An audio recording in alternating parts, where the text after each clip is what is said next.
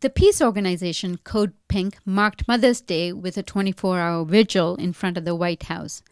Thousands of roses dedicated to fallen soldiers and civilians killed in the war in Iraq and Afghanistan were placed at the White House fence. It was so beautiful to be in front of the White House with these women and this incredible banner that says, "I will not raise another of my children to kill another mother's child," with all the roses, singing Happy Mother's Day to Michelle. I mean, it was lovely, and that should be in the media.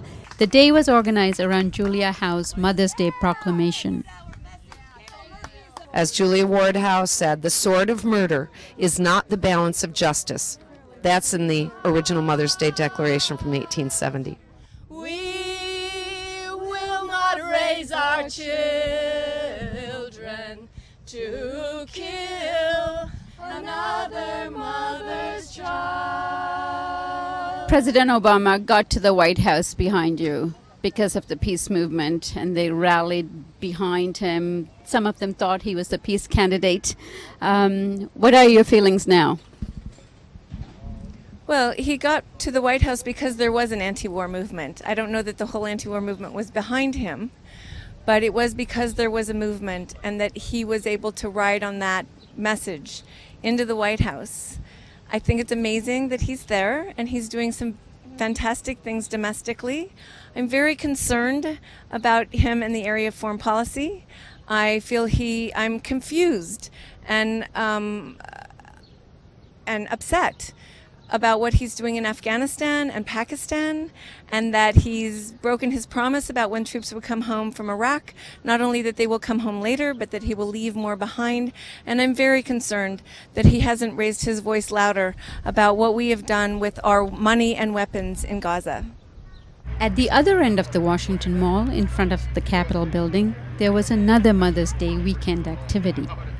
An annual public relations and recruitment exhibition organized by the Department of Defense. We spoke to U.S. Army officer Barrett Taylor, who explained the objectives of the exhibition. You are with the U.S. Army? I'm with the U.S. Army. I'm with the 3rd Armored Cavalry Regiment. We're stationed out of Fort Hood, Texas. And you're here on the mall on Mother's Day with all your gear and tanks and so on. So what is it all about? Well, man, we got invited out to take part in Public Service Recognition Week. It's basically a recognition for the military and for the civilians that work for the Department of Defense. We get to come out here on the mall and talk to the public, show them what kind of equipment that the soldiers and other members of the armed forces are using, and they get to see the different agencies that work for the government and what it is exactly that they do in support of the government. And how many people go through this exhibition here? A little over 60,000. I don't know an exact number, but from what I've told, a little over 60,000.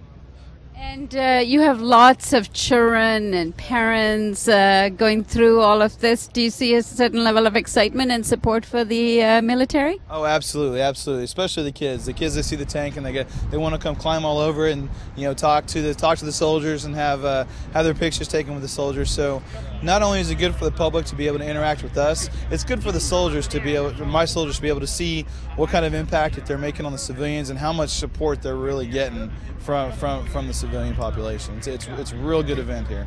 And what is it we're sitting on? This is a M1A2 SEP version 1 main battle tank. We asked some Code Pink mothers how they felt about the public relations exhibition. It makes me feel very sad that we are having a culture that is not of peace.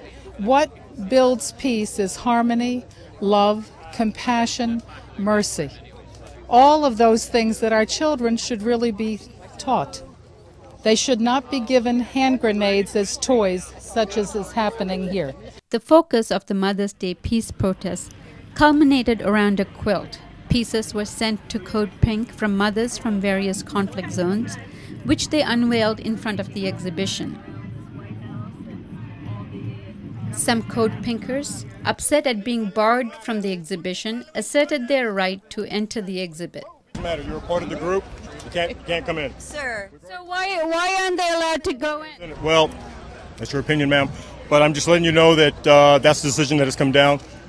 The Real News was also not allowed to film the public relations exhibit, while the rest of the public had easy access.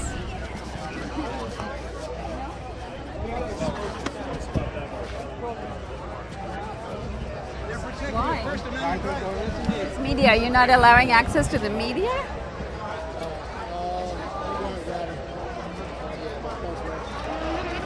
Soon, the military called the DC police for reinforcement, and one of the Code Pink women, Lydia Vickers, was arrested and charged with assault and trespassing on the Washington Mall. Behind the tape. We're media. We're press. That's right. Press area is over there. Press area is on the other side of this line. Let Lydia go, please. Let Lydia go, please. Let Lydia go, please. Let Lydia go, please.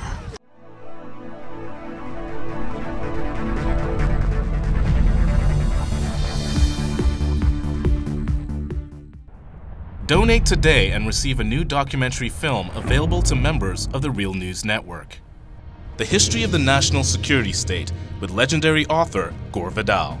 Bonus features of the DVD include an in-depth response to Vidal from ex-CIA analyst Ray McGovern, who served under 7 U.S. presidents, an exclusive interview with Colin Powell's former Chief of Staff Larry Wilkerson, and an insightful interview with oil policy analyst Antonia Juhas.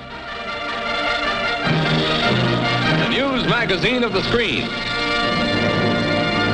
Living glimpses of history in the making. Hollywood and Washington is a symbiotic relationship. They both deal with illusions. Reality doesn't often play much of a part. I think I saw through the myth of the Cold War almost from the beginning. I was a Washington political kid from a political family.